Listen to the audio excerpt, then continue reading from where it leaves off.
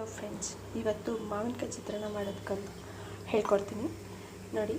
ಈಗ ಸೀಸನ್ ಇರೋದ್ರಿಂದ ಮಾವಿನಕಾಯಿ ಚಿತ್ರಾನ್ನ ಮಾಡೋದು ತುಂಬ ಸುಲಭ, ಹಾಗೆ ತುಂಬ ಟೇಸ್ಟಿಯಾಗಿರುತ್ತೆ.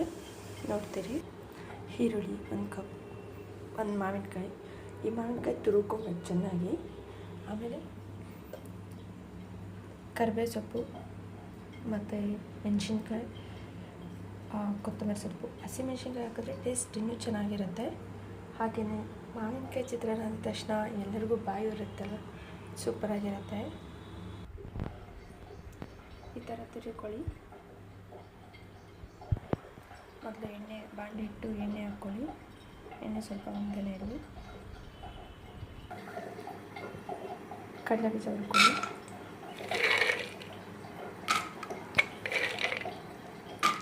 ಚೆನ್ನಾಗಿ ಗೋಳಿಸ್ಕೊಳ್ಳಿ. ಕಡಲೆ ಬೀಜನ ಕೆಂಪು ಹಾಕೋತಾರ.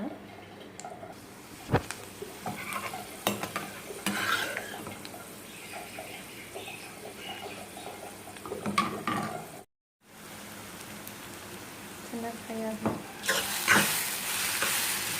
ಉಪ್ಪು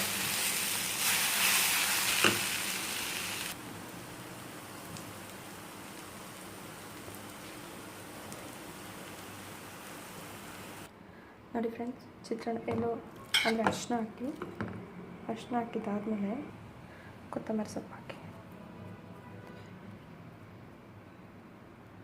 ಲಾಸ್ಟಲ್ಲಿ ಕೊತ್ತಂಬರಿ ಸೊಪ್ಪು ಹಾಕಿ ಟೇಸ್ಟಿಗೆ ತಕ್ಕಷ್ಟು ಉಪ್ಪು ಹಾಕ್ಕೊಂಡಿದ್ದೀರ. ಉಪ್ಪು ಹಾಕ್ಕೊಂಡಿದ್ದಾದಮೇಲೆ ಒಂಚೂರು ಅನ್ನಕ್ಕೆ ಕಲಸಿ ನೋಡಿ. ಉಪ್ಪು ಸಾಕು ಅಂದರೆ ಓಕೆ, ಇಲ್ಲ ಅಂತಂದರೆ ಗೊಜ್ಜಿಗೆ ಉಪ್ಪು ಹಾಕ್ಕೊಳ್ಳಿ. ಅನ್ನಕ್ಕೆ ಉಪ್ಪು ಹಾಕ್ಕೊಂಡ್ರೆ ತಿನ್ನೋಕ್ಕಾಗಲ್ಲ, ಒಂಥರ ಇರುತ್ತೆ. ಸೊ ಗೊಜ್ಜಿಗೆ ಒಂಚೂರು ಲೋ ಫ್ಲೇಮಲ್ಲಿ ಇಟ್ಬಿಟ್ಟು ಗೊಜ್ಜಿಗೆ ಉಪ್ಪು ಹಾಕ್ಕೊಳ್ಳಿ. ಉಪ್ಪು ಖಾರ ಸ್ವಲ್ಪ ಮುಂಚೆನೇ ಹಾಕ್ಕೊಳ್ಳಿ.